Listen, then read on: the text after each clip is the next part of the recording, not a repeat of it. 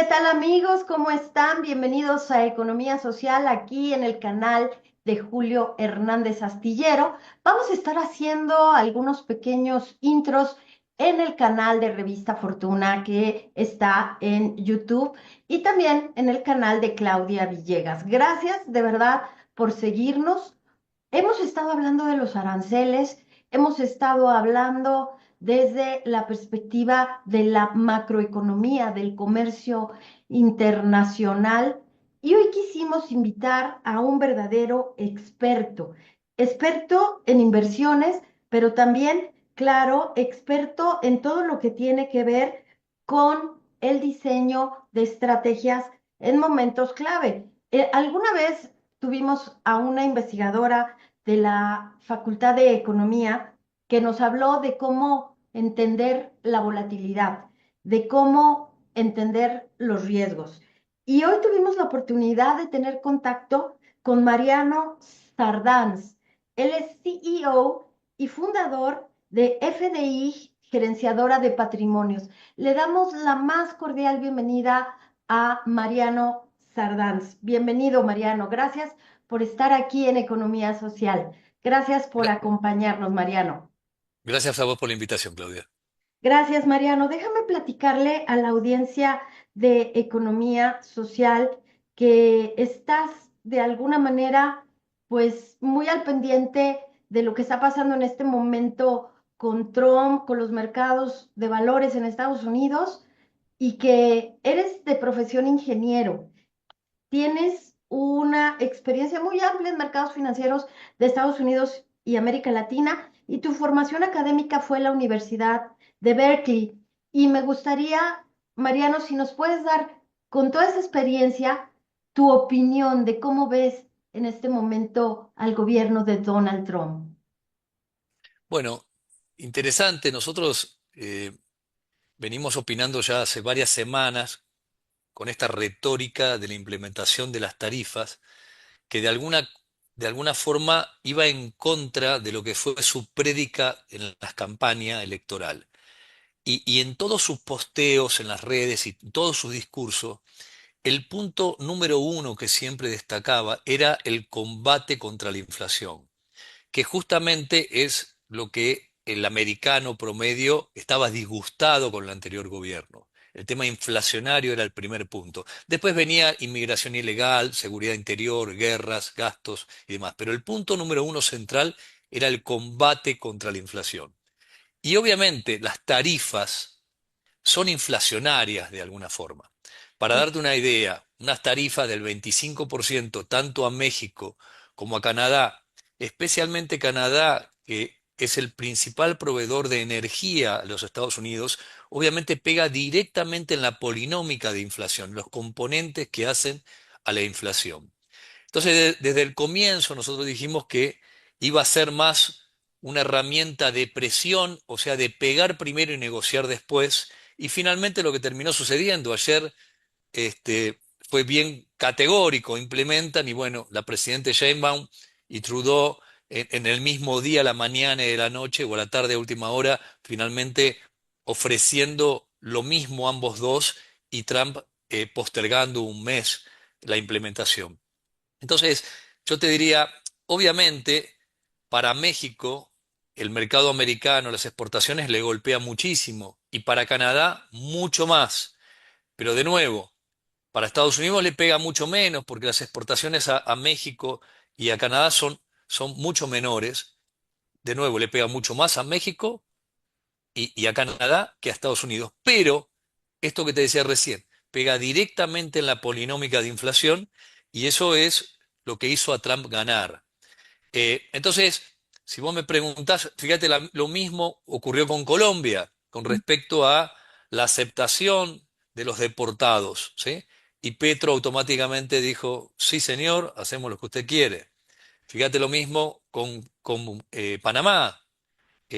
Al principio diciendo la soberanía y demás, finalmente el presidente de Panamá aceptando lo que Trump está solicitando.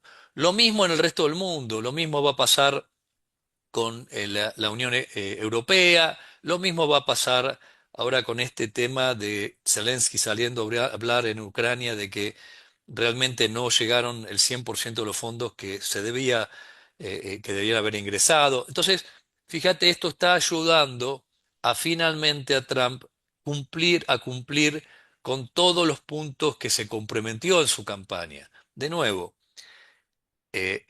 bajar la inflación, y acordate que la inflación la bajás de diferentes formas. Punto número uno, bajando el costo del gobierno. Cuando vos tenés recaudo 6 y gasto 4, perdón,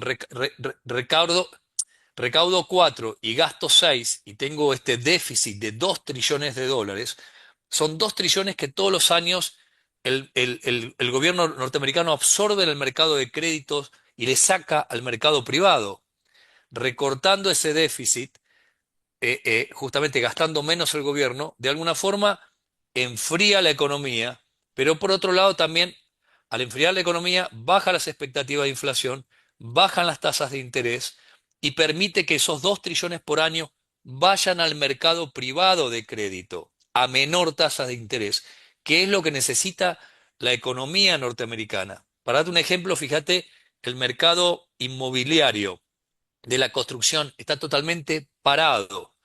Lo que es muy normal dentro de los Estados Unidos es que la gente se mude de ciudades o de estados por cuestiones laborales o que cuando ya sus hijos se van, se achiquen, ¿sí? Uno se achica, tiene una casa más chica, pero fíjate que nadie vende ni nadie compra.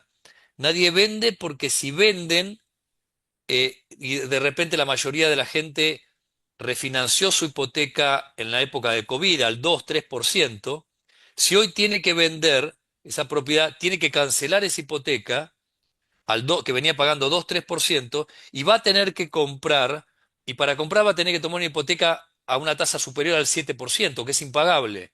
¿Sí? Entonces, por eso nadie vende y nadie compra, pues nadie compra porque la tasa hipotecaria está por arriba del 7%. Entonces, se necesita bajar la tasa de interés y para que baje la tasa de interés, se necesita que baje la expectativa de inflación y para que baje la expectativa de inflación, es vital que se enfríe la economía y que el gobierno acheque el déficit fiscal. Y todo esto va en esa línea, justamente. Fíjate todo el tema de gasto en Ucrania, con gasto de las agencias federales. Fíjate que los primeros días Elon Musk estaba proyectando un ahorro diario de 1 billón de dólares.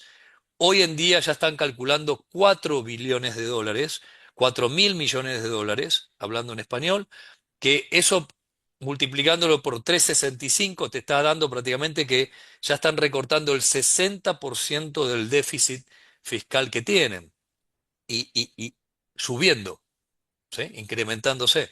Mariano, qué interesante. Cuando decías que una tasa de interés de 7% es impagable, bueno, te cuento que acá en México los mexicanos pagamos un costo anual total hasta del 12% por una vivienda. Acá en México tenemos otra realidad, una tasa inicial del 10% que es como de la más competitiva, pero qué curioso que menciones esto. Pero yo quisiera preguntarte, Mariano, en este momento, ¿se destruye de alguna manera valor?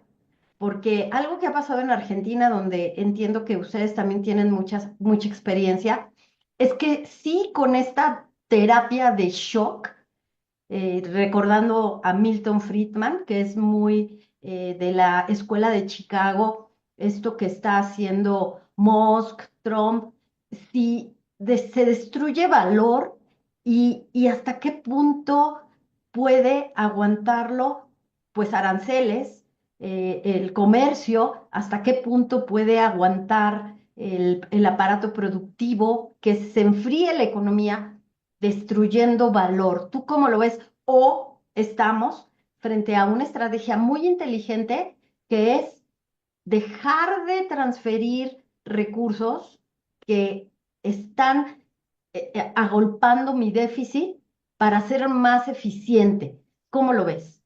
Bueno, los gobiernos no agregan valor. Los gobiernos eventualmente, discrecionalmente, vos hablabas de Argentina, ¿no? De lo que dice, por ejemplo, Milei, que a punta de pistola el gobierno te impone impuestos, impuestos te impone. ¿sí? A punta de pistola, dicen. Los gobiernos no agregan valor, ¿sí? De alguna forma, con un sistema tributario, un sistema tributario tiene que ser lo más bajo posible para que esa transferencia de recursos vayan al sector privado. El que agrega valor, el que crea la riqueza, y ahora cada vez más se está hablando de eso, pero es la verdad, es el sector privado. Y justamente cuanto menos impuestos hay, acordate que cualquier impuesto que vos le pones a una empresa, la empresa traslada esos impuestos. Si vos generás inflación como gobierno, porque nadie te cree, estás recalentando la economía, gastás más de lo que recaudás y estás generando inflación, esa inflación las empresas la trasladan también. Entonces, ¿quién termina siempre pagando esa inflación o esos mayores impuestos? El consumidor final. Consumidor final. Entonces, la clave es justamente vos a tus ciudadanos, como presidente, como gobierno, vos tenés que tratar de que tengan los mayores salarios posibles, pero también el mayor poder adquisitivo posible, que las cosas salgan cada vez menos, ¿sí? Y para que las cosas salgan menos, justamente las estructuras tributarias tienen que ser bajas, ¿sí? Para que las empresas trasladen a precios lo menos posible. Entonces, y de nuevo, lo que vos tenés que tratar de justamente también que haya libre comercio, porque con ese libre comercio vos no estás incentivando localmente a producir a gente que no es eficiente produciendo, y por ahí ese empresario del país de al lado o del otro lado del océano es mucho más eficiente. ¿Y por qué vas a castigar a tus propios consumidores dándole de comer a ese industrial que está en tu país porque produce en tu país y por ahí emplea 300 personas? ¿Y por qué por solo 300 personas vas a perjudicar a 200 millones de personas a que compran productos más caros? Mariano, en ese sentido, sin embargo, parece como un argumento contradictorio el de imponer aranceles. ¿Cómo Por lo ves? eso, Porque se hablaba incluso de que la intención, y yo no sé si esto esté casando muy bien con la teoría económica, es sustituir la recaudación por impuestos sobre la renta, el ISR acá en México, por los ingresos de aranceles. ¿Tú cómo lo ves? no, los aranceles siempre de nuevo termina en el consumidor. Entonces, un arancel vos puedes ponerlo para, de alguna forma, darle tiempo a una industria nueva a crecer. Pero ese tiempo tiene que ser limitado, dos Ujú, años, 3 años, a que se desarrolle, forme escala, ¿sí? Tenga escala para producir a menores costos y a partir de ahí sí bajar los aranceles. Pero en nuestros países los aranceles generalmente han durado décadas, si no siglos. ujú. Por eso nuestros países dependen qué país, ¿sí? Vos recién, por ejemplo, hablabas de Argentina. Pasa lo mismo en Uruguay. Pero fíjate en Chile. Chile tiene los mismos niveles de salarios, los salarios más altos de la región junto con Uruguay. Los más altos de la región, junto con Uruguay y Costa Rica. Ahora, las cosas en Chile salen menos que la mitad que de Uruguay. Mm, Entonces, ¿quién tiene mayor poder adquisitivo? ¿Los uruguayos o los chilenos? Los chilenos. Entonces, ganan mucho, perdón, pero a los chilenos todo les sale menos de la mitad. Entonces, ¿quién tiene mayor poder adquisitivo? Los chilenos. Y los cierto. dos tienen plenos empleos. Entonces, no se trata, Chile es una economía abierta, una economía eficiente, tendría un gobierno eficiente, muy centralizado y eficiente, tiene baja estructura de impuestos y tiene tratado de libre comercio con muchos países Mm, alrededor del mundo. Eso hace que justamente en Chile se produzca lo que son buenos los chilenos produciendo y nada más, y que el resto lo importen. Y alguno puede decir, ah, bueno, pero no tenéis industrias, pero ¿para qué querés tener industrias si no son buenos produciendo? Y si quieren tener industria y buenos produciendo, tienen una estructura tributaria local que los hace competitivos con el resto del mundo. Nadie priva de que pueda salir a producir alguien si alguien ahí es un Elon Musk. ¿Me cierto. explico? Entonces, Mariano, un poco acotando al momento esta experiencia que tienes, aprovechándola.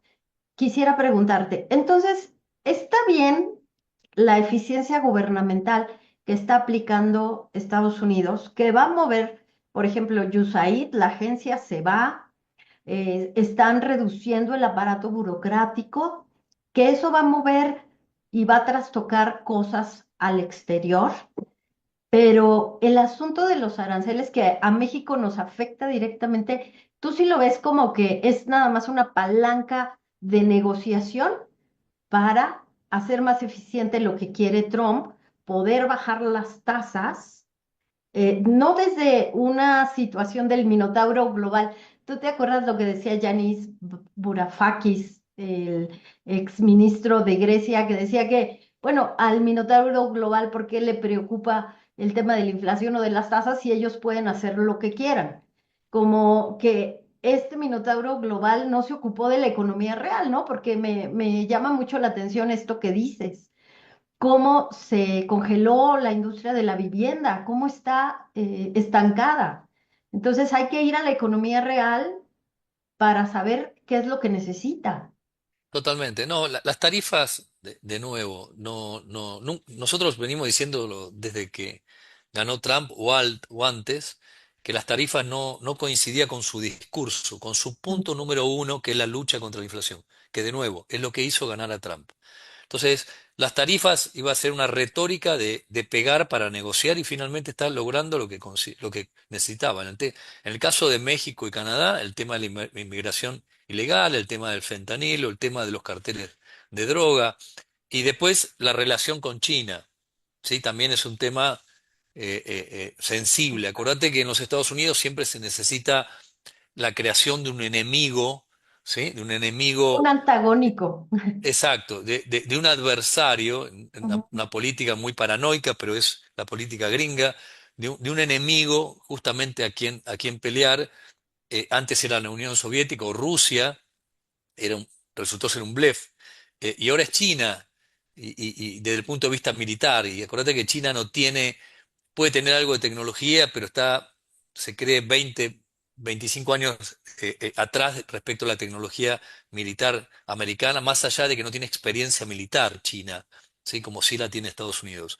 Pero en Estados Unidos necesita continuamente, para estar siempre avanzado, siempre la creación de un enemigo público número uno. En este caso es China. Entonces, con China sí podría haber efectivamente ciertas tarifas para temas muy puntuales chinos que tengan que ver con tecnología de punta, que es tecnología que después se aplica al ámbito militar, ¿sí? Entonces ahí claramente sí, pero no tiene razón de ser. Es posible, pero poco probable, de nuevo, posible, pero muy poco probable, la implementación efectiva de tarifas a México y Canadá, haciendo México y Canadá lo que tienen que hacer, que es a lo que se comprometieron ayer los dos presidentes en simultáneo, ¿sí? Ujú, A ujú. poquitas horas uno de otro, pero prometieron lo mismo, ¿sí? Porque previamente hablaron de lo mismo. Entonces la promesa fue lo mismo, si lo cumplen, no, es posible, pero muy poco probable que se implemente las tarifas. Mariano, ahora me gustaría que nos platicaras en esta última pregunta y lo que tú quieras agregar al final de nuestra conversación. Lo que vemos es que sí habrá una tendencia de tasas a la baja, porque ese es el objetivo, esa es la trayectoria.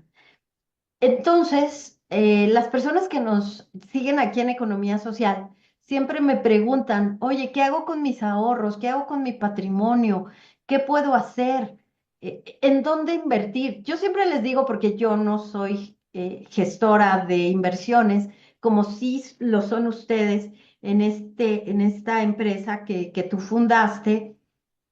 Siempre les digo, traten de estar en mercados de renta fija en CETES, porque mi reflexión es, va a ser muy difícil que quiebre el Estado mexicano que te debe pagar tu bono del gobierno. Pero cuéntanos un poco de lo que hacen ustedes brevemente y cuál es la recomendación en estos momentos de alta volatilidad. Muchas gracias. Mira, nosotros tenemos 2000 y pico de clientes entre las dos áreas de servicio que tenemos. Tenemos 26 años en esto y tenemos clientes en 14 países. Ahora, una de las reglas que internas tenemos y lo perfectamente es que cada cliente se merece su propia cartera. Entonces lo que te quiero decir es que vos y yo podemos tener la misma edad, la misma estructura familiar, la misma estructura patrimonial, ganar exactamente lo mismo, pero es imposible que tu cartera sea igual a la mía, es imposible, porque venimos de experiencias diferentes y diferente software que nos fueron cargando nuestra vida o la familia, y vamos a necesidades en tiempo y forma diferentes. Sí, los Necesidades por ahí perfiles de inversionista. claro, pero también en flujos, a tiempos diferentes y por ahí en monedas diferentes. Y por ahí tenemos compromisos diferentes. ¿Sí? Por ejemplo, pagar una hipoteca en pesos o obligaciones en dólares. Entonces, la cartera tiene que ser, la cartera de inversión tiene que complementarse siempre con el resto de tu patrimonio. Y el resto de tu patrimonio es, por ahí tenés una empresa, por ahí tenés inmuebles, inmuebles que tenés en México alquilándose en pesos mexicanos, o por ahí inmuebles que tenés en los Estados Unidos alquilándose en dólares, o por ahí en otro país, en Costa Rica, mucho mexicano teniendo algo en Costa Rica. Em, Ujú. entonces, ¿qué te quiero decir? Todo depende de también el concepto de volatilidad, ¿sí? Una CETE, como una letra del Tesoro de Estados Unidos, es un instrumento que se queda así quietito, ¿sí? Sí, Cuando vos vas a un bono, aunque sea bono, pero más largo, a un bono de 5, 7, 10 años, ese bono varía de precio continuamente, tiene volatilidad. Si en cambio vos vas a acciones, y ya te hablo de acciones de Estados Unidos, el segmento value, no las tecnológicas, las tradicionales, las que están en la economía real, tienen mucha volatilidad. Entonces, ¿qué te quiero decir eso? Hay personas que les gusta ahorrar e invertir, pero que esté todo quietito, quietito, ¿sí? En pesos o en dólares, ¿sí? Y hay personas que no les molesta que la cartera varíe un poquito. Obviamente en la cartera vas a tener CETES, vas a tener letras del Tesoro de Estados Unidos, vas a tener bonos en pesos de largo plazo, bonos en dólares de largo plazo, acciones por ahí con algo de México o de Estados Unidos, pero entonces toda tu cartera, entre algo, en cosas que no se mueven y cosas que se mueven poco y cosas que se mueven mucho, por ahí tu cartera va a volatilizar de esta forma. Hoy tenés la ventaja de que tenés un montón de instrumentos para diversificar, amplísima diversificación, con lo cual podrá tener volatilidad tu cartera, pero nunca tiene riesgo de capital, nunca va a desaparecer nada. sí, ¿Sí? porque estás Entonces, diversificando. está muy diversificado. Por ejemplo, una cosa que nosotros hacemos a las carteras, nosotros tenemos muchos clientes en México, en 14 países, pero muchos clientes en México. Entonces nosotros tratamos de evitar, por ejemplo, usar bonos corporativos. Siempre usamos bonos soberanos, ¿sí? Sí, Y si usamos bonos corporativos, usamos instrumentos, los ETF, ¿sí? Que son instrumentos que se compran y venden como una acción. Y adentro por ahí tenés 3.000 bonos de empresas. Estás sí, ultra diversificado.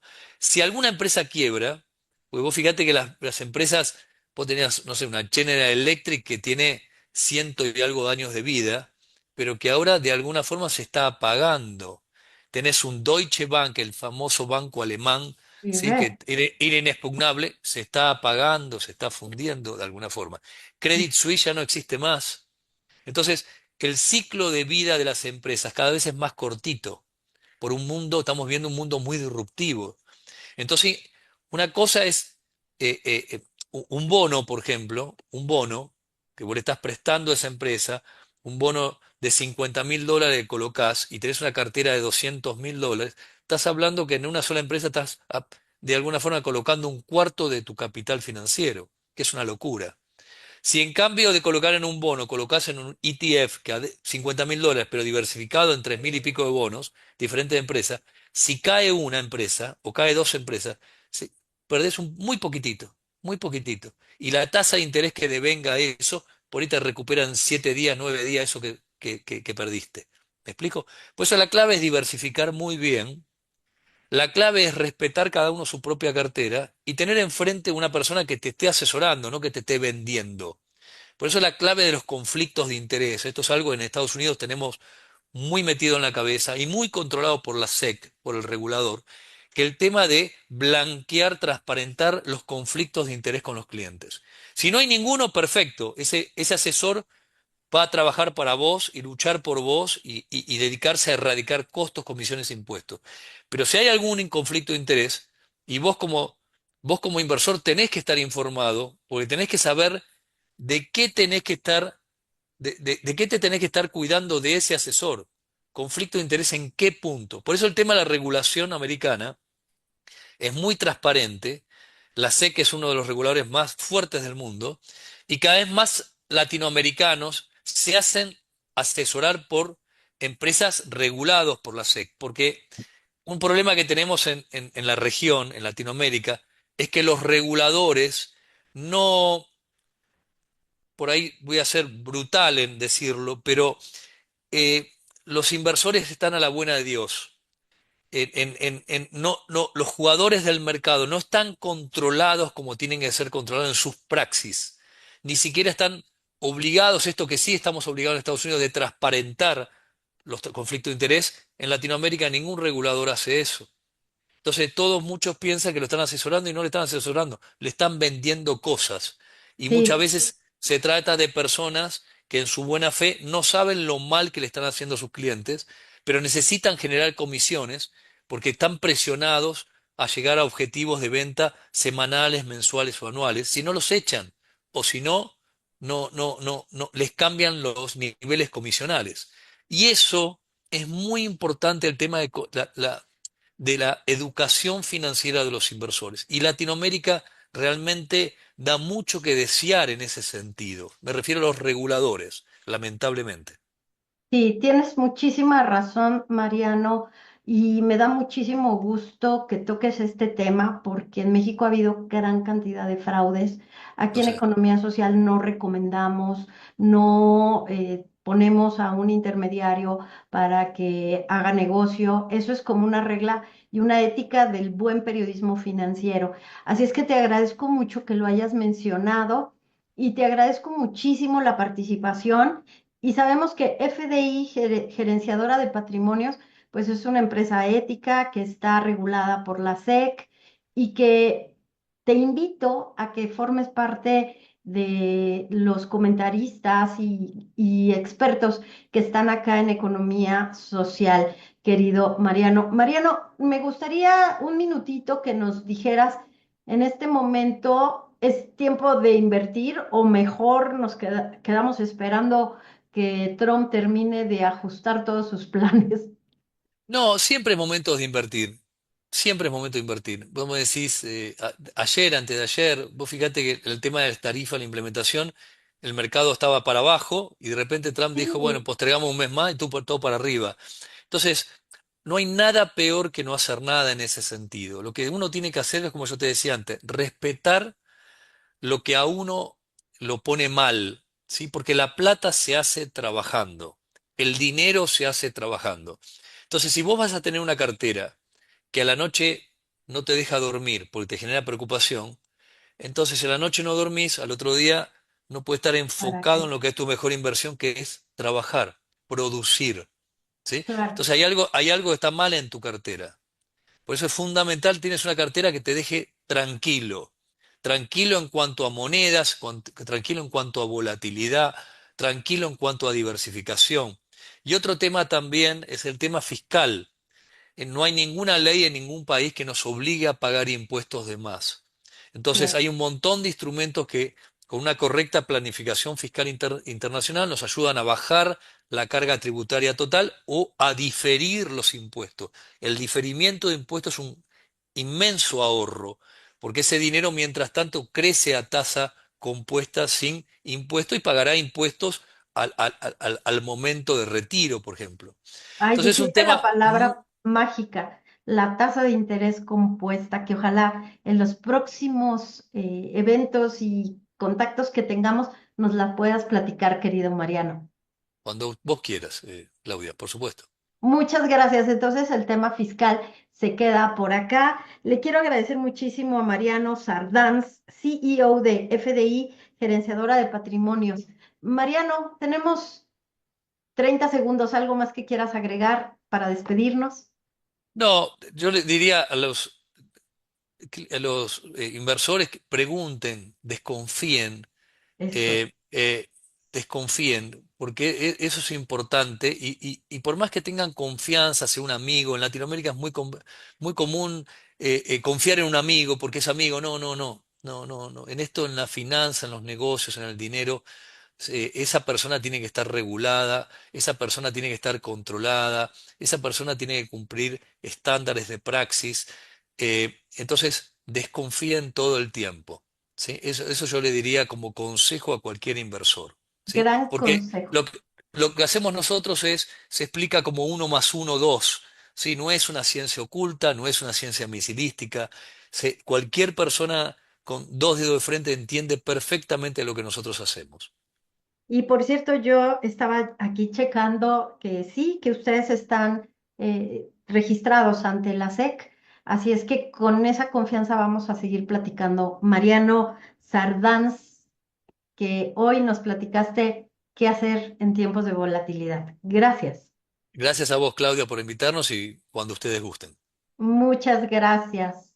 Amigos, pues nos quedamos aquí en Economía Social. Vamos a platicar con Yaret Arciniega desde Presidencia de la República sobre el Plan México. Muchísimas gracias por continuar aquí en Economía Social. Y les quiero comentar que vamos a estar replicando todos estos contenidos a través de Revista Fortuna y vamos a platicar con más expertos en materia de economía. Muchísimas gracias. Vamos con Yared Arciniega.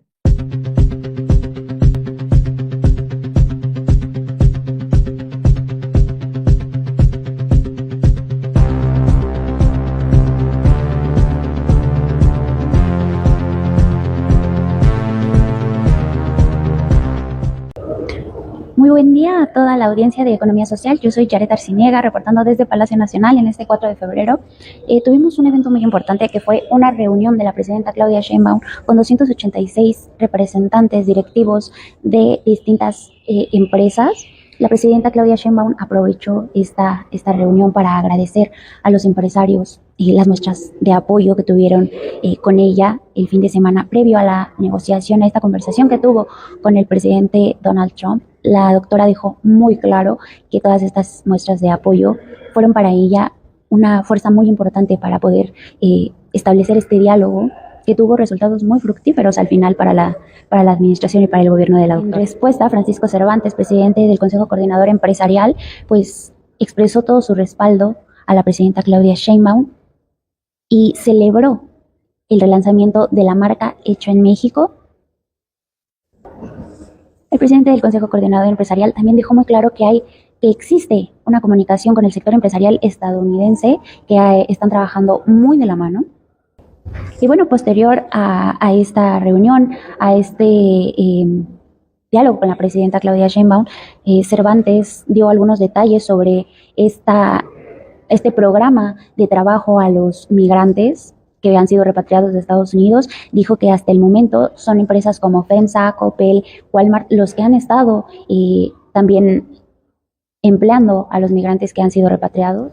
Y alguien que ha estado muy presente en estos eventos empresariales, que es Claudia X Laporte, quien expresó a los medios de comunicación que si bien habrá turbulencias con estas negociaciones con Trump y esta insistencia de imponer aranceles, aseguró que México está muy bien preparado para que todo esto salga muy bien. Y dijo que la presidenta Claudia Sheinbaum, con su cabeza fría, así lo dijo, es el camino para que todo esto sea un proceso exitoso. Por parte del gobierno mexicano, el canciller Marcelo Ebrard exhortó a todos los empresarios a apoyar a la presidenta Claudia Sheinbaum, pero no solo este mes, sino los años siguientes, pues aseguró que habrá que reconfigurar la relación que se tiene con Estados Unidos y aseguró que se va a convencer al país de que México es su mejor socio comercial. Exhortó a los empresarios a acelerar el paso con el Plan México y con la producción de contenido nacional. Bajo esta disposición de lo hecho en México y con la seguridad de que México es muy importante para Estados Unidos, dijo que con estas disposiciones se va a negociar con Estados Unidos, con el equipo de Estados Unidos, y dejó bien claro que los objetivos para estas negociaciones son persuadir y convencer. Y bueno, en lo que respecta al mismo tema de las negociaciones con el presidente Donald Trump, en la conferencia mañanera la presidenta dijo y abordó el tema de los 10,000 elementos en la frontera y dijo que Si bien estos ya han sido enviados, no se descuidará la seguridad de ningún estado de la República. Por el contrario, estos elementos también ayudarán a reforzar la seguridad de ciertas partes de la frontera en México. En otros temas, la presidenta de México dio a conocer que la Corte no está invitada al acto conmemorativo de la promulgación de la Constitución. La presidenta dejó bien claro que si bien somos un país republicano, pues esta vez la Corte no está invitada porque, como dijo ella, es obvio. La Corte no ha respetado ni al Poder Ejecutivo ni a la Constitución y dijo, pues lo que nosotros exigimos es respeto.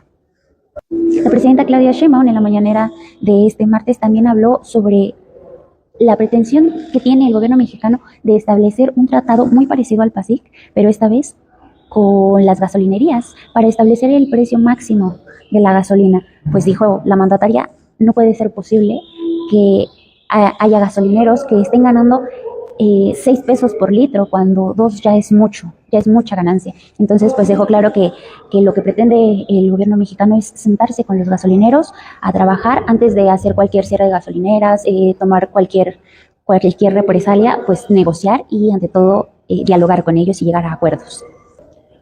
Otro tema que abordó la presidenta es el paso de este avión que se hizo muy polémico el día de ayer. La presidenta dijo, calma, no hay nada de qué preocuparse, esto tampoco es parte de los acuerdos, ni tiene nada que ver con ningún acuerdo que yo haya hecho con el presidente de Estados Unidos. Dejó claro que el avión voló por áreas internacionales y que esto pues no es raro.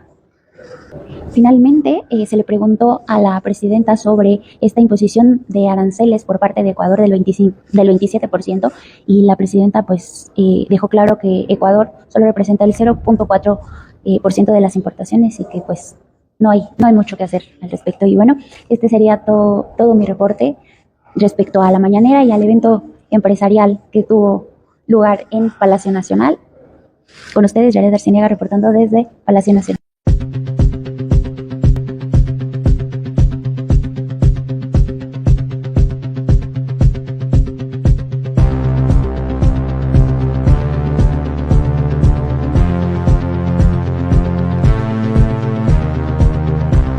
Gracias, querida Yaret, por este reporte desde Palacio Nacional, desde la perspectiva de Revista Fortuna, que hemos estado muy pendientes de que el Plan México va. Es el proyecto de organización de inversiones del sector privado del gobierno más ambicioso que se tenga ahora.